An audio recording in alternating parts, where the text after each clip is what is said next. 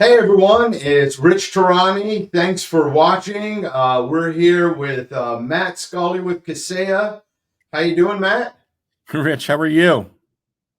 I'm doing fantastic. So Good. just to set this up, we're doing a video today to talk about some amazing things that Kaseya is doing at the MSP EXPO, February 11th through 13th in Fort Lauderdale, years 2025. And I thought before we get started, this has been an amazing time for MSPs. If you look at last year and the prior years, and I thought let's delve in a little bit and talk about how big is the opportunity going forward for the managed service provider space.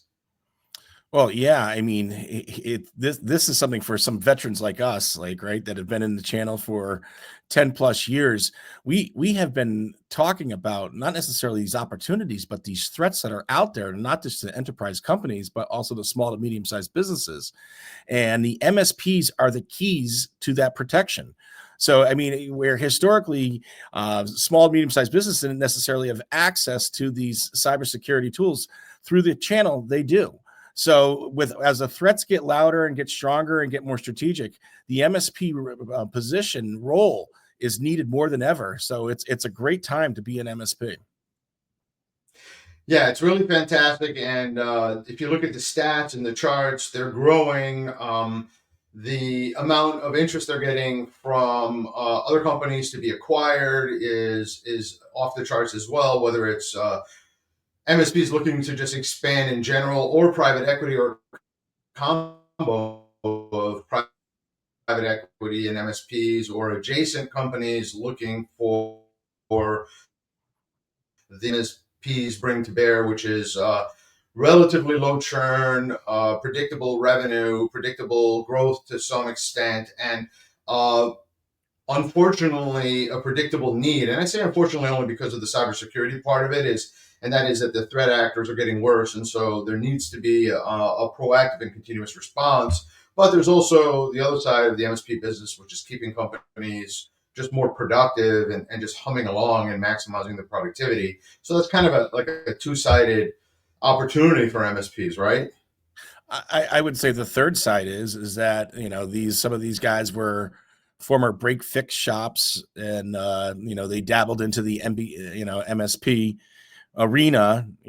Got a healthy MRR going, but hasn't really got out of that break fix mentality and are not running their shops like business people.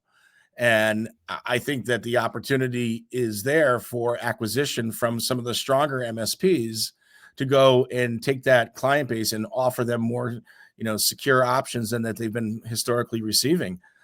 One thing that kind of ties into the MSP Expo is the fact that there is such an education opportunity on what's the latest and the greatest that's out there, go to market opportunities, approaches, strategic classes that are offered through the MSP Expo, that it gives an opportunity for these stronger MSPs to continually to go and refine their skills and their tool sets.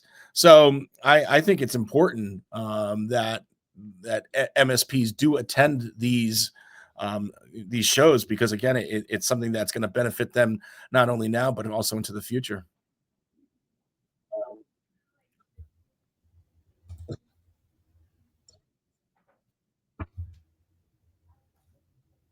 You there? So I lost that last sentence there. So you're saying it's important for MSPs to attend? It's important for it's important for MSPs to attend these shows because of the fact that it gives them a competitive edge versus those who don't.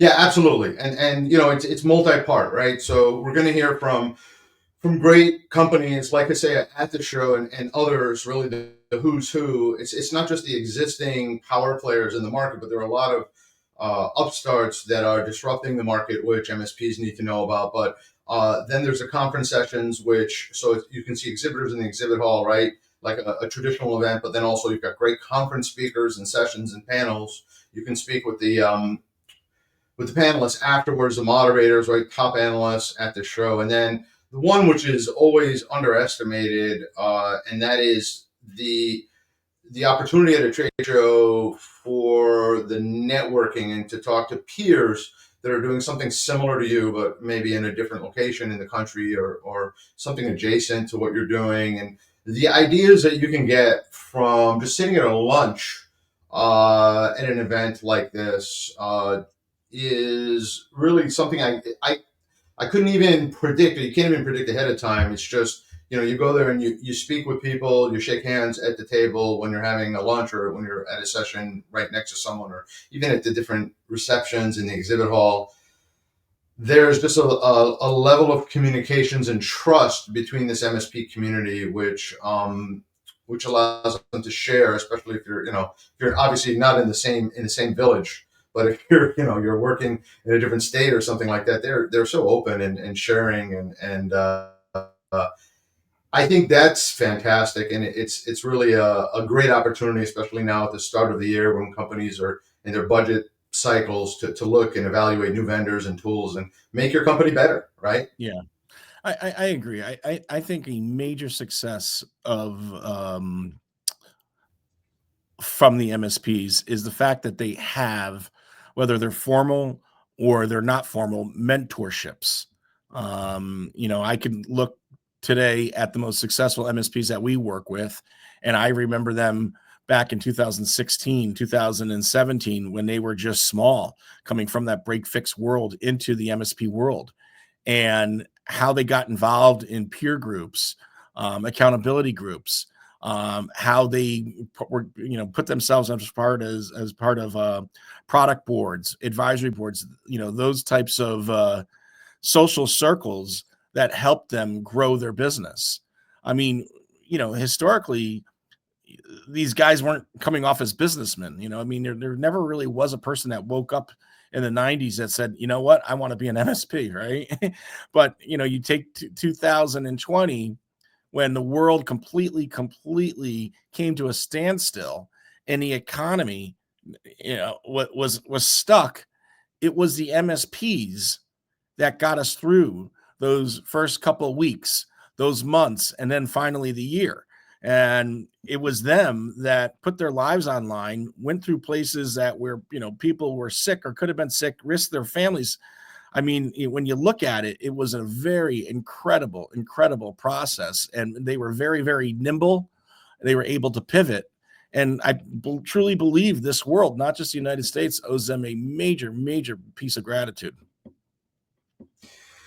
Yeah, the definition of essential worker, right? We are the industry. We were essential workers to ensure that global business could be conducted, and that companies can transform overnight their businesses from in office to homes throughout the Yeah. world. So it was an amazing time that I still remember driving on those highways, and I was the only person on the highway. It just brings back memories to what amazing things MSPs did for companies. And a lot of this is going to be talked about what we're talking about here, but just in greater depth. You're one of the visionaries in this space. You've been in it longer than just about anyone, and you understand it. And that's why we're so honored to have you at MSP Expo. And you're going to have this amazing session at the show. It's going to be a conference track, or a workshop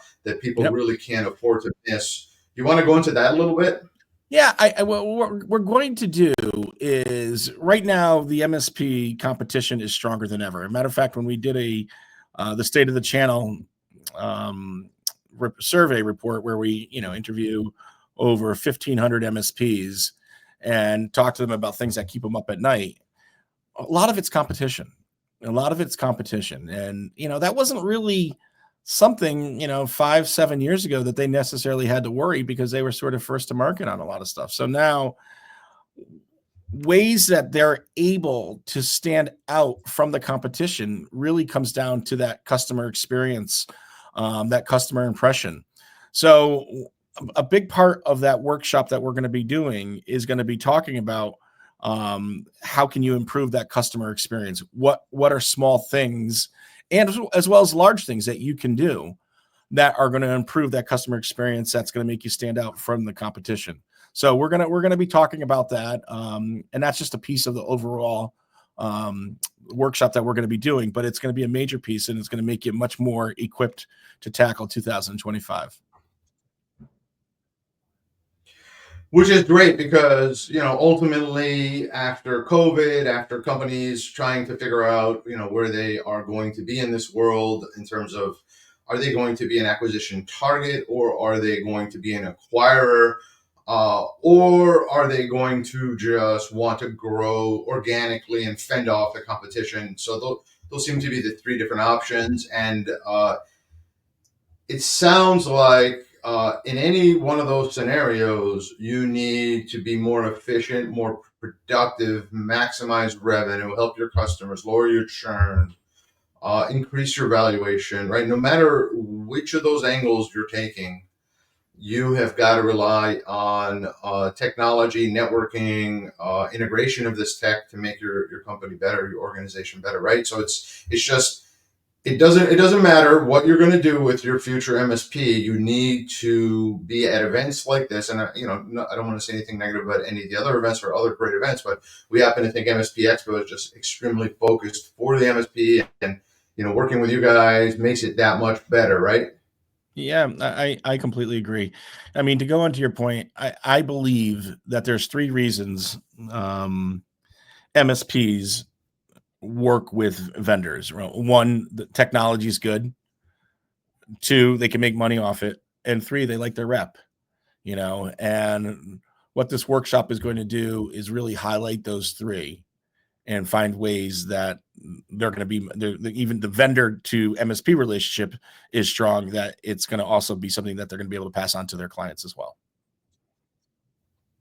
Yeah, absolutely. Absolutely. Right. Anything you can do to help your clients more makes you stickier, potentially more profitable. You want to reduce that churn and ideally continue satisfying and elating customers so that they provide more referrals for you, which, referrals are the No, easiest type of customer. referrals are not the easiest. Referrals are not the easiest because there's still a lot of people that are afraid to ask for referrals.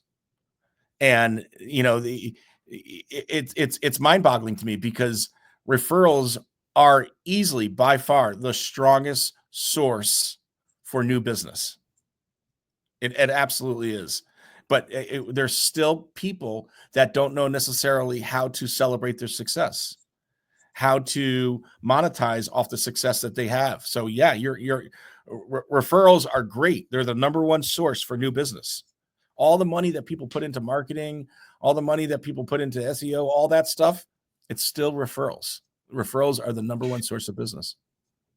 Yeah, and so if you can make your customers happier, or think about this, right? You come to events, you make your companies happier, a better suite of solutions, and you don't think about it this way, but your investment in technology and customer satisfaction turns into not only a marketing function but a sales function. Because as you mentioned, the resistance to signing is a lot lower when someone is very happy and has been happy for, let's say, years or months or whatever Yeah. it is. It makes it a lot easier to sign that person. And so, I mean, it's an indirect way of growing your business without having to focus as much on marketing. Not that marketing and sales aren't important, but God knows it's always nice to have someone say, "Oh, my buddy down the street is really happy with what you guys are doing. You've got 5-star reviews, whatever the case may be. You're picking up the phone, you're solving the problems. They had a crash, you solved it quickly, and we want an MSP that can help us as well because we want to do what they're doing, right?" Absolutely. Absolutely. And it's funny, right? Because our social circle subconsciously gives referrals all the time, right? A new restaurant in town, a gym, something that works for you. I mean, all you have to do is go on to Facebook, and every single local community is always asking for, advice on a place to do your nails, right? I mean, referrals happen left and right, and people like that. People like to see where other people are finding their success. Absolutely, absolutely. So, all right. So, as we close out, is there anything else that people should know while they're on the fence, thinking, should I come to this conference in Fort Lauderdale? Do I really want to bear all that sunny and nice weather where it's, it's cold probably where I am, and do I Yeah. really want to deal with that nice weather and then at the same time make my MSP that much better? Like, what are your closing arguments? My closing arguments is nothing. I mean, meaning in a sense that if you are engaged enough to look at this video, you're obviously interested in growing your business. You're obviously interested in continuing to learn, continue to get more strategic. And if you are giving up your time, and I'm going to be real honest with you, unfortunately, you're not going to see that weather. I mean, you're gonna be inside. You're going to be learning if you're doing it correct, right? You may go outside to your hotel and get there, but if you're going to be in Florida for those couple days, you should be going to the different classes, and you should be trying to be like a sponge and absorb all the information as much as you can. So if you're in that population that is making that move to come over there, good for you. You're taking the time to learn. You're not resting on your laurels, and you always can believe that you can do better. So I applaud you for that.